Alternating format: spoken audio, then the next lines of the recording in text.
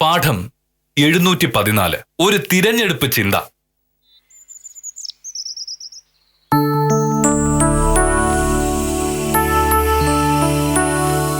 തദ്ദേശ സ്വയംഭരണ തെരഞ്ഞെടുപ്പിനുള്ള നാമനിർദ്ദേശ പത്രികകൾ സ്വീകരിച്ചു തുടങ്ങി. സംസ്ഥാനത്തെ വിവിധ കേന്ദ്രങ്ങളിലായി 1000-ഓളം പത്രികകളാണ് സമർപ്പിക്കപ്പെട്ടത്. വിവിധ രാഷ്ട്രീയ കക്ഷികളുടെ സ്ഥാനാർത്ഥി നിർണയം പൂർത്തിയായി വരുന്നതേയുള്ളൂ എന്ന് ഞങ്ങളുടെ വിവിധ ബ്യൂറോകൾ റിപ്പോർട്ട് ചെയ്യും.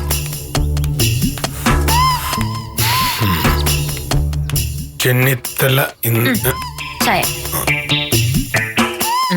എന്താണ് പത്രത്തിൽ വലിയ വിശേഷം? തദ്ദേശ സ്വയംഭരണ തിരഞ്ഞെടുപ്പിനുള്ള നാമനിർദ്ദേശ പത്രികകൾ സമർപ്പിച്ചു തുടങ്ങി എന്ന്. ഇനി അങ്ങോട്ട് തിരഞ്ഞെടുപ്പിന് തിരക്കുകളല്ലേ. ചുരുക്കി പറഞ്ഞ ഇനി മനസ്സമാധാനമായിട്ടൊന്ന് പുറത്തിറങ്ങി നടക്കാൻ പോലും പറ്റില്ല. പുറത്തേക്ക് ഇറങ്ങിയിട്ടുണ്ടെങ്കിൽ സ്ഥാനാർത്ഥികളുടെ ബഹളമായിരിക്കുമല്ലോ. നീ ആ പറഞ്ഞതിന്റെ അർത്ഥം എനിക്ക് മനസ്സിലായി. തെരഞ്ഞെടുപ്പൊന്നും വേണ്ട എന്നാണോ നിന്റെ അഭിപ്രായം? തെരഞ്ഞെടുപ്പ് വേണ്ട എന്നല്ല, പക്ഷെ ഇതുകൊണ്ടൊക്കെ എന്താണ് പ്രയോജനം എന്ന് മാത്രമാണ് എനിക്ക് മനസ്സിലാവാത്തത്. ഭാമേ, ഇപ്പോ നീ പറഞ്ഞത് തികഞ്ഞ വിവരക്കേട്. ഒരു ജനാധിപത്യ സമൂഹത്തിൽ ഏറ്റവും പ്രധാനപ്പെട്ട കാര്യമാണ് തെരഞ്ഞെടുപ്പ്. ബുദ്ധിയും വിവരവുമില്ലാത്ത ചില പരിഷ്കാരികൾ തെരഞ്ഞെടുപ്പ് വേണ്ട, ജനാധിപത്യം വേണ്ട, കമ്പ്യൂട്ടർ മാത്രം മതി മനുഷ്യന് എന്ന് പറയുന്നുണ്ടാവും. അത് ശരിയല്ല. ഞാൻ വെറുതെ ഒരു തമാശ പറഞ്ഞു എന്നേ ഉള്ളൂ. അതിന്റെ പേരിൽ ഇനി വഴക്കുണ്ടാക്കാൻ വരണ്ട. എങ്ങനെ വഴക്കുറയായിരിക്കും? ഇന്ത്യയുടെ ആത്മാവ് ഗ്രാമങ്ങളിലാണെന്ന് മഹാത്മാഗാന്ധി പറഞ്ഞിട്ടുണ്ട്. അതുപോലെ ഗാന്ധിജി തന്നെ മുന്നോട്ട് വെച്ച ആശയമാണ് ഗ്രാമസ്വരാജ്. സ്വയം ഭരണത്തിലും സ്വയം പര്യാപ്തതയിലുമുള്ള ഒരു ഗ്രാമം. ആ സ്വപ്നത്തിന്റെ ഭാഗമായിട്ടാണ് തദ്ദേശ സ്വയംഭരണ സ്ഥാപനങ്ങളിലേക്കുള്ള തെരഞ്ഞെടുപ്പുകൾ. അത് നിനക്കറിയാമോ? ഓക്കെ, എനിക്കറിയാം. പഞ്ചായത്ത് തെരഞ്ഞെടുപ്പ് നടക്കട്ടെ, ആര് വേണേലും മത്സരിച്ചോട്ടെ, ജയിച്ചോട്ടെ, ഭരിച്ചോട്ടെ. ഞാൻ ആ വിഷയം വിട്ടു പോരെ.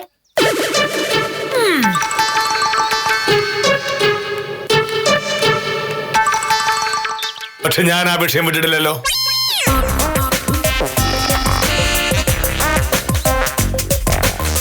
ഹാമേ, നിന്നെ പോലെ നിയമവും ഭരണഘടനയും പഠിച്ചവർ പോലും തെരഞ്ഞെടുപ്പിനെ കളിയാക്കാൻ തുടങ്ങിയാൽ എന്താവും അവസ്ഥ? ഇതിനെപ്പറ്റി ഒന്നും അറിയാത്ത ആളുകൾ തെരഞ്ഞെടുപ്പിൽ നിന്ന് ഒഴിഞ്ഞുമാറി നടക്കുന്നത് നമ്മൾ കണ്ടുകൊണ്ടിരിക്കുകയാണ്. പക്ഷേ അങ്ങനെ നിരുത്തരവാദമായി പെരുമാറാൻ ഞാൻ സമ്മതിക്കില്ല. എന്റെ മോഹനേട്ട, ഇനി അതിന്റെ പേരിൽ എന്നോട് വഴക്കുണ്ടാക്കാൻ വരല്ലേ. ഒരു പഞ്ചായത്ത് തെരഞ്ഞെടുപ്പല്ലേ, അതങ്ങ് വിട്. പഞ്ചായത്ത് തെരഞ്ഞെടുപ്പിന് എന്താ ഒരു കുറവ്? ഭാമേ, സത്യത്തിൽ നിയമസഭാ തെരഞ്ഞെടുപ്പിന്റെയും പാർലമെന്റ് തെരഞ്ഞെടുപ്പിന്റെയും ഒക്കെ ഒപ്പം പ്രാധാന്യം കിട്ടേണ്ട ഒരു തെരഞ്ഞെടുപ്പാണ് പഞ്ചായത്ത് തല തെരഞ്ഞെടുപ്പ്. ഓരോ നാട്ടിലെയും പ്രാദേശിക തല ഭരണസമിതിയെ ആ നാട്ടിലെ ആളുകൾ തിരഞ്ഞെടുക്കും. ഓരോ നാടിനും വേണ്ടുന്ന കാര്യങ്ങൾ എന്തൊക്കെയാണ് എന്ന് മറ്റുള്ളവരെക്കാൾ ആ നാട്ടിലുള്ളവർക്ക് അറിയാം. അതുകൊണ്ട് തന്നെ നാട്ടുകാരായ ഭരണസമിതി അംഗങ്ങൾക്ക് നാട്ടുകാർക്ക് വേണ്ടി ഒരുപാട് കാര്യങ്ങൾ ചെയ്യാൻ പറ്റും. അതൊരു ചെറിയ കാര്യമാണോ? ഒരിക്കലും അല്ല മോനേട്ടാ.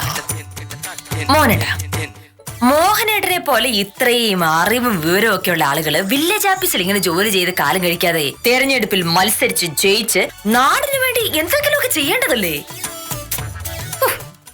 മോഹനേട്ടൻ പഞ്ചായത്ത് പ്രസിഡന്റ് ആയിരുന്നെങ്കിൽ ഈ നാട് നന്നാവില്ലായിരുന്നോ? ഞാൻ വില്ലേജ് ഓഫീസർ എന്ന നിലയിൽ എന്റെ ജോലി കൃത്യമായി ചെയ്യുന്നുണ്ട്. വില്ലേജ് ഓഫീസറായി ജോലി ചെയ്യാനും ആള് വേണമല്ലോ. അത് ശരിയാ. എല്ലാ കാര്യത്തിനും കൂടി സാമർത്ഥ്യമുള്ള ഒരേ ഒരാളെ നമ്മളെ നാട്ടിലുള്ളൂ, എന്റെ മോനേട്ടൻ മാത്രം.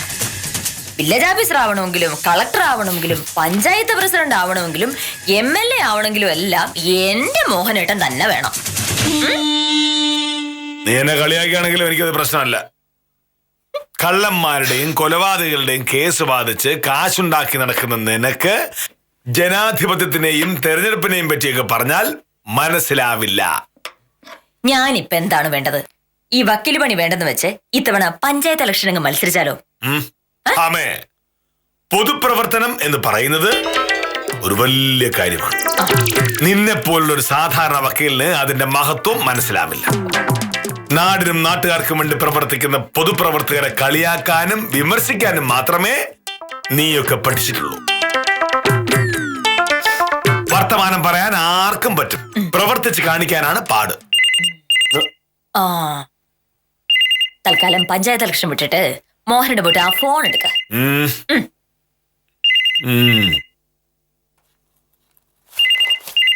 നിനക്കതുകൊണ്ട് ഗുണമില്ലല്ലോ.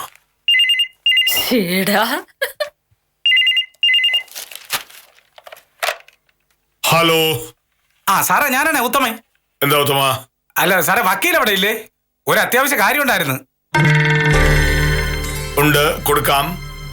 ഭാമേ, ഉത്തമനാണ്. ഭാമ ഇപ്പോൾ വരും. ആ പിന്നെ സാറേ, എന്താ സംഭവം എന്നറിയാമോ? ഭാമയോട് പറയാനുള്ള കാര്യം ഭാമയോട് പറഞ്ഞാൽ മതി. എനിക്ക് അത് കേൾക്കാൻ താല്പര്യമില്ല.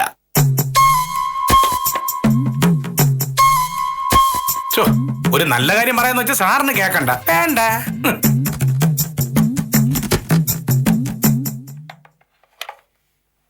ഹലോ. ആ വക്കീലെ, ഞാനാണേ. ഒരു ഉഗ്രം വാർത്തയുണ്ട്. എന്താ ഉത്തമ? സത്യത്തിൽ അത് നേരിട്ട് വന്ന് പറയേണ്ടതാണ്. പക്ഷെ ഇപ്പൊ അങ്ങോട്ട് വരാൻ സമയമില്ലാത്തത് കൊണ്ടാണ് ഞാനിപ്പോ ഫോൺ വിളിക്കുന്നത്. പട്ടം ചുറ്റിക്കാതെ കാര്യം എന്താന്ന് വെച്ചാ പറ ഉത്തമ.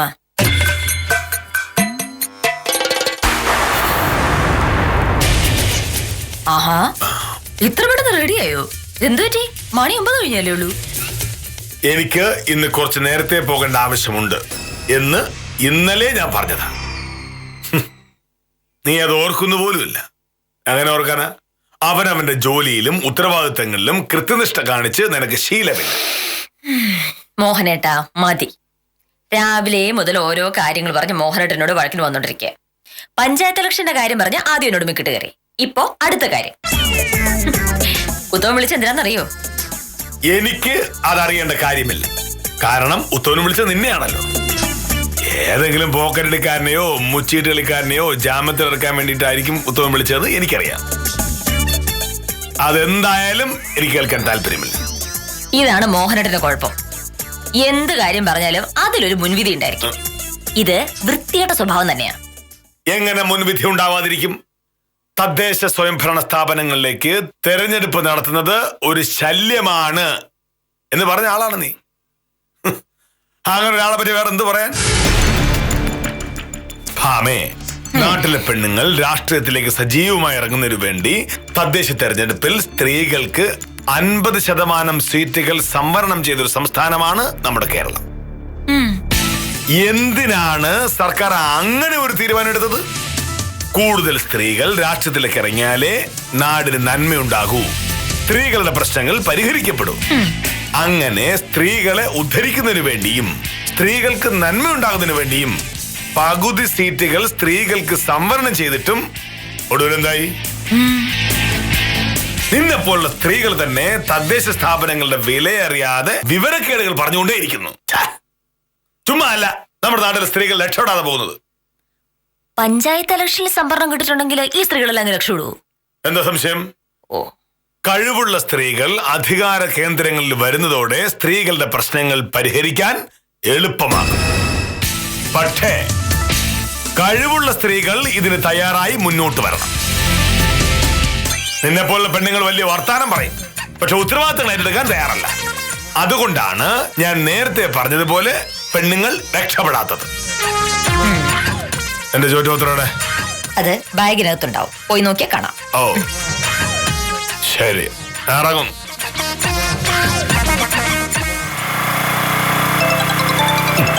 തുടങ്ങി വെണ്ടടിക്ക.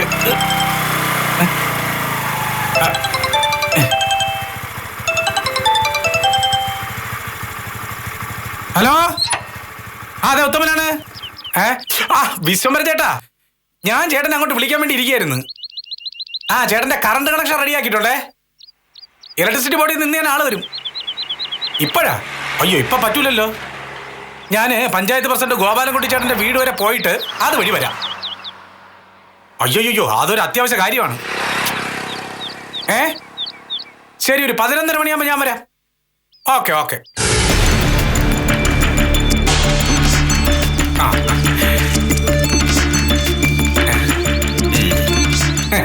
നമസ്കാരം സാറേ. നമസ്കാരം. സാറിന് ഇത്തിരി നേരത്തെ ആണല്ലോ. കുറച്ച് നേരത്തെ ഓഫീസിൽ ചെല്ലേണ്ട ഒരു കാര്യമുണ്ട്. ഓ ഓ ഓ താലൂക്ക് ഓഫീസിലേക്ക് അയക്കാനുള്ള ഒരു റിപ്പോർട്ട് തയ്യാറാക്കി ഇന്ന് ഉച്ചയ്ക്ക് മുന്നേ കൊടുക്കണം. ശിശുപാലനോടും കാഞ്ചിനോടും സ്വയംപ്രഭയോടും കുറച്ച് നേരത്തെ വരാൻ പറഞ്ഞിട്ടുമുണ്ട്. സാറേ, വക്കീൽ എന്തായാലും കോൾ അടിച്ചല്ല. ഇനിയിപ്പോ വക്കീൽ ആരാ? ഏത് വക്കീലിന്റെ കാര്യമാണ് പറയുന്നത്? സാറിന്റെ വക്കീലിന്റെ കാര്യം തന്നെ. ഈ സംഭവം ഞാൻ ചായക്കടയിലെ കൃഷ്ണൻകുട്ടിയോട് പറഞ്ഞപ്പോ അവൻ പറയാണ് അത് നന്നായി ഉത്തമ ഇന്ന്. പിന്നെ കൃഷ്ണൻകുട്ടിക്ക് മാത്രമല്ല, നാട്ടുകാർക്ക് എല്ലാം ആ അഭിപ്രായം തന്നെയാണ്. ഉത്തമൻ എന്ത് കാര്യമാണ് ഈ പറയുന്നത്? ഞാൻ കുറച്ചു മുമ്പ് വിളിച്ചു പറഞ്ഞ കാര്യം തന്നെയാ. കുറച്ചു മുൻപ് എന്നോടല്ലല്ലോ പറഞ്ഞത്, ഭാമയോടല്ലേ? അതെന്താണെന്ന് ഞാനെങ്ങനെ അറിയാനാ? അപ്പൊ വക്കീല് സാറിനോട് കാര്യമൊന്നും പറഞ്ഞില്ലേ? എന്ത് കാര്യം? എന്റെ സാറേ, വരുന്ന പഞ്ചായത്ത് തെരഞ്ഞെടുപ്പിൽ ഈ വാർഡിൽ വക്കീലിനെ സ്ഥാനാർത്ഥിയാക്കാനാണ് ഗോപാലൻകുട്ടി ചേട്ടന്റെ പാർട്ടിയുടെ തീരുമാനം. അതേന്ന്, ഇപ്രാവശ്യത്തെ പഞ്ചായത്ത് പ്രസിഡന്റ് സ്ഥാനം വനിതകൾക്ക് വേണ്ടി സംവരണം ചെയ്തിരിക്കുകയാണല്ലോ. അതുകൊണ്ട് ഗോപാലൻകുട്ടി ചേട്ടന്റെ പഞ്ചായത്ത് പ്രസിഡന്റ് ആവാൻ പറ്റൂല. പകരം നല്ല കഴിവുള്ള ഒരു സ്ത്രീ തന്നെ പഞ്ചായത്ത് പ്രസിഡന്റ് ആവണമെന്ന് ഗോപാലൻകുട്ടി ചേട്ടൻ ഒരേ വാശി. അങ്ങനെ ആലോചിച്ചപ്പോഴാണ് വക്കീലിന്റെ പേര് ഓർമ്മ വന്നത്. ഈ വക്കീലാവുമ്പോ വിവരമുണ്ട്, വിദ്യാഭ്യാസമുണ്ട്, കഴിവുണ്ട്, തന്റെ ഇടമുണ്ട്. വക്കീലിനെ പോലുള്ള ഒരാളായിരിക്കണല്ലോ പ്രസിഡന്റ് ആവേണ്ടത്. അല്ല, അതുകൊണ്ട് ഈ വാർഡിൽ നിന്ന് വക്കീലിനെ മത്സരിപ്പിച്ച് ജയിപ്പിക്കണമെന്നാണ് തീരുമാനം. ഈ വാർഡിൽ എന്തായാലും വക്കീൽ പുല്ലുപോലെ ജയിക്കും. വില്ലേജ് ഓഫീസർ കെ മോഹനൻ സാറിന്റെ ഭാര്യയ്ക്ക് ആരാണ് വോട്ട് ചെയ്യാത്തത്? ജയിച്ച് മെമ്പറായ പിന്നെ ഒരു സംശയം വേണ്ട, പഞ്ചായത്ത് പ്രസിഡന്റ് വക്കീൽ തന്നെ. അക്കാര്യം ഗോപാലൻകുട്ടി ചേട്ടാ എനിക്ക് ഉറപ്പ് തന്നിട്ടുണ്ട്. സംഭവം കൊള്ളാല്ലേ സാറേ? ഭർത്താവ് വില്ലേജ് ഓഫീസർ, ഭാര്യ പഞ്ചായത്ത് പ്രസിഡന്റ്. നിങ്ങൾ രണ്ടുപേരും കൂടി ഈ പഞ്ചായത്തിൽ ഒരു കലക്കും. അപ്പൊ പിന്നെ ഞാൻ വരട്ടെ സാറേ, നമ്മുടെ ഗോപാലൻകുട്ടി ചേട്ടൻ ഒന്ന് കാണേണ്ട കാര്യമുണ്ട്.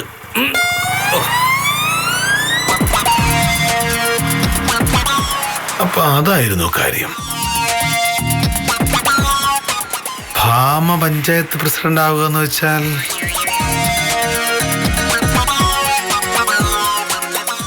സത്യം പറയാലോ കാഞ്ചന സാറേ, ഈ വില്ലേജ് ഓഫീസിലെ ക്ലർക്ക് പണിയേക്കാളും നല്ലതാണ് പഞ്ചായത്ത് ഇലക്ഷന് മത്സരിക്കുന്നത്.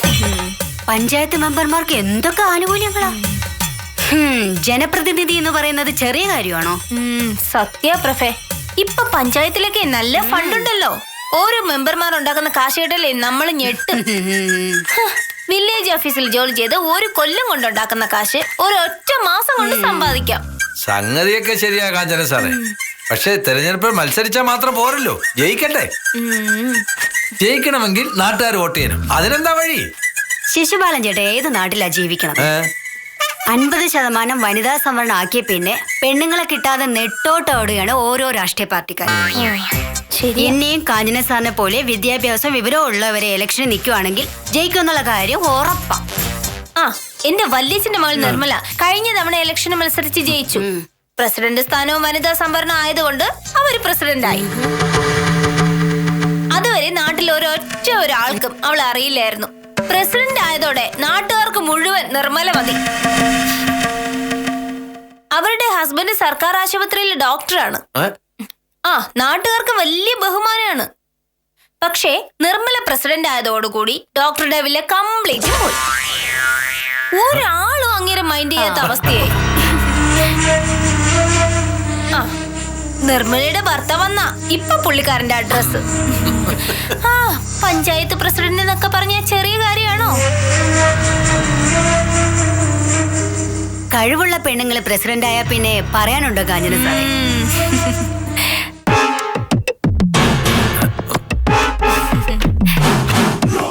സ്വയംപ്രഭയ്ക്ക് പ്രസിഡന്റ് ആകണമെന്നുണ്ടെങ്കിൽ ഇവിടത്തെ ജോലി രാജിവെച്ച് തെരഞ്ഞെടുപ്പിൽ മത്സരിക്കാൻ പറ്റുള്ളൂ. അല്ല സാർ, ഞാൻ ഇവിടെ ജോലി ചെയ്യുകയാണെങ്കിൽ ഇവിടത്തെ ജോലി ചെയ്യണം.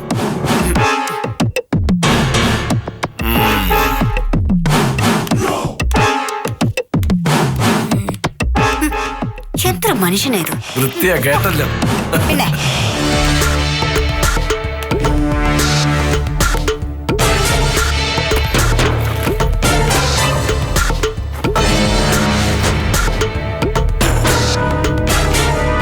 കാന്തല്ലൂരിന്റെ സ്വന്തം പഞ്ചായത്ത് പ്രസിഡന്റ് അഡ്വക്കേറ്റ് സത്യഭാമ ഈ വാഹനത്തിന്റെ തൊട്ടു പിന്നാലെ കടന്നു വരുന്നു.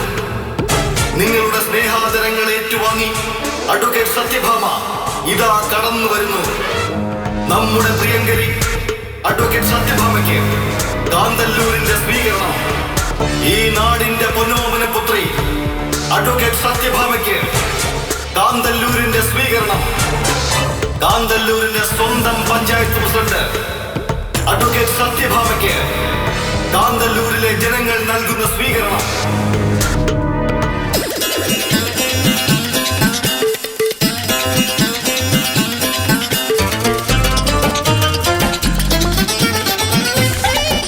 വക്കീലേ,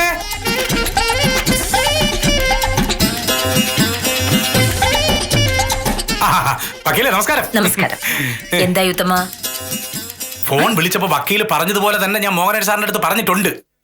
ഗോപാലൻകുട്ടിച്ചേട്ടൻ വിളിച്ച് വക്കീലിനെ സ്ഥാനാർത്ഥിയാക്കാൻ പറഞ്ഞു എന്ന് പറഞ്ഞപ്പോഴേ സാറൊന്ന് ഞെട്ടി. എങ്ങനെ ഞെട്ടാതിരിക്കും ഉത്തമ? രാവിലെ മുഴുവൻ എന്നോട് പഞ്ചായത്ത് ഇലക്ഷന്റെ മഹത്വം പറഞ്ഞു. സ്ത്രീകൾ മുന്നോട്ട് വന്നാലേ നാട് നന്നാവൂന്നും പറഞ്ഞു. എന്നെ അതിനൊന്നും കൊള്ളില്ലെന്നും പറഞ്ഞു. അപ്പോഴാണ് ഉത്തമൻ എന്നെ ഫോൺ വിളിച്ചത്. പെട്ടെന്ന് എനിക്കൊരു ഐഡിയ കിട്ടി. ഞാൻ സ്ഥാനാർത്ഥിയാവുന്നു മോഹനോട് അങ്ങനെയാണ് പറയാൻ പറഞ്ഞത്. ഞാൻ നല്ല അസലായിട്ട് പറഞ്ഞ് വിശ്വസിപ്പിച്ച് വച്ചിട്ടുണ്ട്. വക്കീൽ സ്ഥാനാർത്ഥിയാവൂ എന്ന ഉറപ്പിലാണ് സാറ് പോയിരിക്കുന്നത്. ഇനിയല്ലേ ഉത്തമ രസം. ജനാധിപത്യത്തിന്റെയും തെരഞ്ഞെടുപ്പിന്റെയും ഒക്കെ കഥ പറയാൻ എളുപ്പമാ. എന്നെ അതിനൊന്നും കൊള്ളില്ല എന്ന് പറയുകയും ചെയ്യും. പക്ഷേ ഞാൻ സ്ഥാനാർത്ഥിയാവുന്നു എന്നറിഞ്ഞാൽ മോഹനേട്ടന്റെ നിറം മാറും. ഭാര്യ തെരഞ്ഞെടുപ്പിൽ മത്സരിക്കുന്നു, ജയിക്കുന്നു, ഒത്തുവന്നാൽ പ്രസിഡന്റ് ആവുന്നു ഒക്കെ മോഹനേട്ടനെ കൊണ്ട് ചിന്തിക്കാനാവൂ. നാട്ടില് ഞാൻ മോഹനേട്ടനെക്കാട്ടിലും പ്രശസ്തിയിലായി എന്ന് അറിഞ്ഞിട്ടുണ്ടെങ്കിൽ മോഹനേട്ടത്തെ സഹിക്കാൻ പറ്റൂ? പറയാനൊക്കെ വലിയ മിടുക്ക. പക്ഷേ കാര്യത്തോടെടുക്കുമ്പോ നമ്മുടെ നാട്ടിലെ ആണുങ്ങളുടെ നിറം മാറും. പിന്നെ വക്കീലെ, ഈ നാടകത്തിൽ എന്റെ പങ്കെന്താണെന്നറിഞ്ഞ് സാർ എന്നോട് ശത്രുത ഉണ്ടാക്കുന്ന അവസ്ഥ ഉണ്ടാക്കരുത്. പ്രശ്നം ഉണ്ടായി കഴിഞ്ഞാൽ വക്കീല് തന്നെ സോൾവ് ചെയ്ത് വിട്ടേക്കണം. ഇന്നൊരൊറ്റ ദിവസത്തെ കാര്യമല്ലേ ഉള്ളൂ ഉത്തമ. വൈകിട്ട് വരുമ്പോ മോഹനേട്ടൻ തന്നെ പറയും നീ മത്സരിക്കാൻ പറ്റില്ല എന്ന്. കുറച്ചു നേരം പമ്പരം കറക്കുന്ന പോലെ കറക്കിയിട്ട് ഞാനങ്ങ് വിട്ടുകളയുമല്ലോ. പിന്നെ അതിനുമ്പ് സാറ് ഗോപാലൻകുട്ടിച്ചേട്ടനെ എങ്ങനെ വിളിക്കൂ? ഹേയ്, വിളിക്കാനൊന്നും പോണില്ല. എന്നെ മത്സരിപ്പിക്കരുതെന്ന് ഗോപാലൻകുട്ടിച്ചേട്ടനോട് പറഞ്ഞ മോഹനേട്ടന് മാനം പോവില്ലേ? പുറത്താരും അറിയാതെ സാറ് എന്റെ കാല് പിടിക്കും. അതാണ് ഉണ്ടാവാൻ പോകുന്നത്. മണിയഞ്ചായി ശിശുപലഞ്ഞിയുടെ ഇറങ്ങണില്ലേ? ഞാൻ ഈ കടലാസൊക്കെ ഒന്ന് അടുക്കി വെച്ചിട്ട് വരാം. ഇല്ലെങ്കിലേ രാവിലെ നേരത്തെ വരേണ്ടി വരും. നിങ്ങൾ വയ്ക്കും. പോകാം പ്രഫേ. ശരി ശിശുപലഞ്ഞിട്ടാ. ആ ശരി എന്നാ.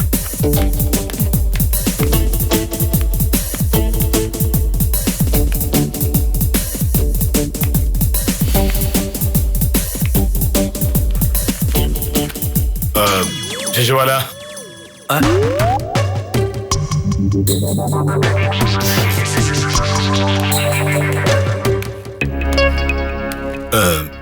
ശിശുപാല, ഈ സ്ത്രീകൾ തെരഞ്ഞെടുപ്പിൽ മത്സരിക്കുന്നതിനെ പറ്റി ശിശുപാലിന്റെ അഭിപ്രായം എന്താണ്?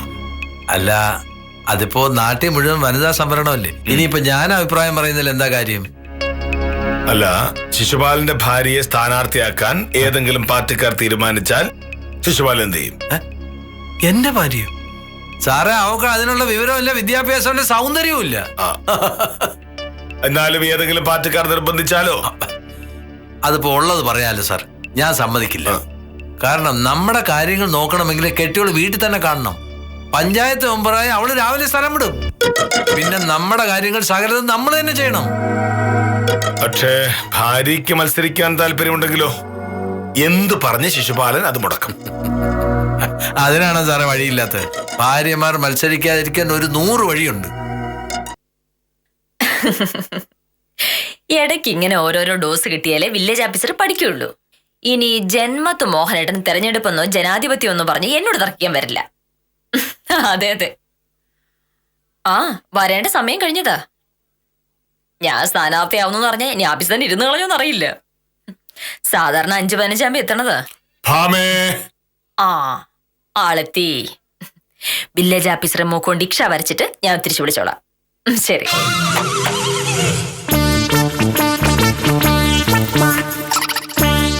ഇതെന്താ ഇത്ര താമസിച്ചത്?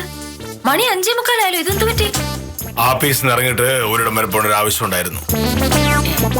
സാധാരണ അങ്ങനെ എന്തെങ്കിലും മോഹനോട് പറഞ്ഞിട്ടില്ലേ പോവാറുള്ളൂ. രാവിലെ ഒന്നും എന്നോട് പറഞ്ഞില്ലല്ലോ.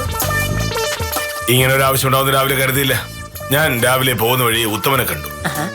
അപ്പോഴാണ് നിന്നെ സ്ഥാനാർത്ഥിയാക്കുന്ന കാര്യം ഗോപാലൻകുട്ടി ചേട്ടൻ പറഞ്ഞു എന്ന് ഉത്തമൻ പറഞ്ഞത്. ഞാൻ രാവിലെ അത് പറയാമെന്നപ്പോ മോഹനേട്ടൻ സമ്മതിച്ചില്ലല്ലോ. ഉത്തമൻ എന്നോട് പറഞ്ഞ എന്താണെന്ന് മോഹനേട്ടൻ അറിയണ്ടെന്നും പറഞ്ഞു. പക്ഷേ ഇതാണ് കാര്യം, ഞാൻ അറിഞ്ഞില്ലല്ലോ. എന്തായാലും ഉത്തമൻ സംഭവം പറഞ്ഞപ്പോ ഞാൻ അന്തം വിട്ടുപോയി. ഇത്രയും സന്തോഷമുള്ള ഒരു വാർത്ത ഞാൻ കേട്ടിട്ടില്ല. നീ മത്സരിക്കാൻ തീരുമാനിച്ച സ്ഥിതിക്ക് നിന്നെ എങ്ങനെയെങ്കിലും ജയിപ്പിക്കേണ്ടത് എന്റെ ഉത്തരവാദിത്വമാണ്. നീ തോറ്റുപോയ എന്റെ നാണക്കേട് എനിക്കല്ലേ? വില്ലേജ് ഓഫീസർ കെ മോഹനകൃഷ്ണൻ സാറിന്റെ ഭാര്യ എന്നൊരൊറ്റ മേലുവിലാസത്തിൽ നീ ജയിക്കുമെന്നാണ് കൃഷ്ണൻകുട്ടിയുടെ ചായക്കടയിലുള്ളവരൊക്കെ പറയുന്നത്.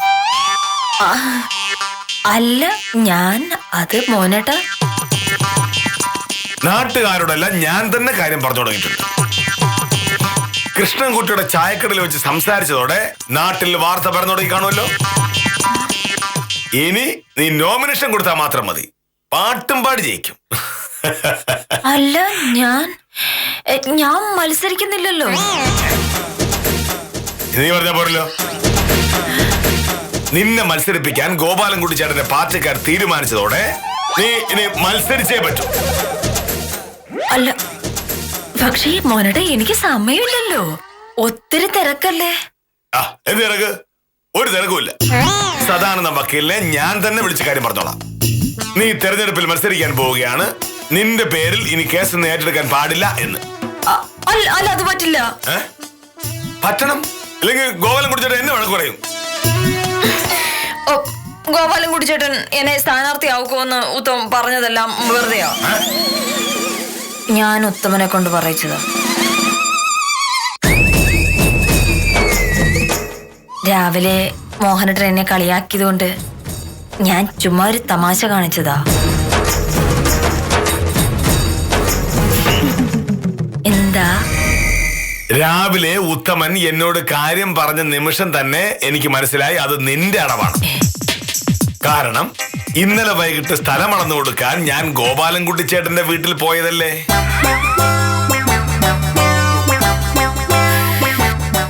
നിന്നെ സ്ഥാനാർത്ഥിയാക്കുന്ന കാര്യം ഗോപാലൻകുട്ടി ചേട്ടൻ എന്നോട് പറയാതിരിക്കോ? ഹാമേ, ഇതിനെയാണ് കടിച്ച പാമ്പിനെ കൊണ്ട് വിഷമിറക്കിപ്പിക്കുക എന്ന് പറയുന്നത്. നീ വലിയ ബുദ്ധിശാലിയ വക്കീലൊക്കെയാണ്, പക്ഷെ ഞാനും അത്ര മോശക്കാരനൊന്നും അല്ല. ഒട്ടും അല്ല. പിന്നെ ഞാൻ ശരിക്കും ഒരു കാര്യം ചോദിക്കട്ടെ? ഞാൻ ശരിക്കും പഞ്ചായത്ത് ഇലക്ഷൻ മത്സരിച്ചാൽ മോഹനേട്ടൻ അത് ഇഷ്ടപ്പെടൂ? അങ്ങനെ ചോദിച്ചാ സത്യം പറ, ഞാൻ പഞ്ചായത്ത് മെമ്പറോ പ്രസിഡന്റോ ആവുന്നത് മോഹനേട്ടന് ഇഷ്ടമാണോ? നിനക്ക് ഒരുപാട് തിരക്കുകൾ വരുന്ന എനിക്ക് ഇഷ്ടമല്ല, പക്ഷേ നിന്നെ പോലെ കഴിവുള്ള സ്ത്രീകൾ രാഷ്ട്രീയത്തിലേക്ക് ഇറങ്ങിയാലേ നമ്മുടെ നാട് നന്നാവും. അതിനുള്ള ഒന്നാന്തരം മാർഗമാണ് വരാൻ പോകുന്ന തദ്ദേശ സ്വയംഭരണ തെരഞ്ഞെടുപ്പ്. ഭാര്യ തന്നെക്കാൾ പ്രശസ്തയാകുന്നതും ഭാര്യയുടെ മേൽവിലാസത്തിൽ താൻ അറിയപ്പെടേണ്ടി വരുന്നതും സഹിക്കാത്ത ഭർത്താക്കന്മാരാണ് കൂടുതൽ. മോഹനകൃഷ്ണനും ഏതാണ്ട് അങ്ങനെയൊക്കെ തന്നെയാണ്. പക്ഷേ രാഷ്ട്രീയത്തിലേക്കും തിരഞ്ഞെടുപ്പ് രംഗത്തേക്കും കഴിവുള്ള സ്ത്രീകൾ വരാതെ നാട് നന്നാവില്ല എന്ന് വില്ലേജ് ഓഫീസർക്ക് അറിയാം. കഴിവും സാമർഥ്യവുമുള്ള സ്ത്രീകൾ ധാരാളമായി രാഷ്ട്രീയത്തിൽ ഇറങ്ങട്ടെ എന്ന് ആശംസിച്ച് ഇന്നത്തേക്ക് വിടാം. കാര്യം നിസ്സാരം തുടരുന്നു.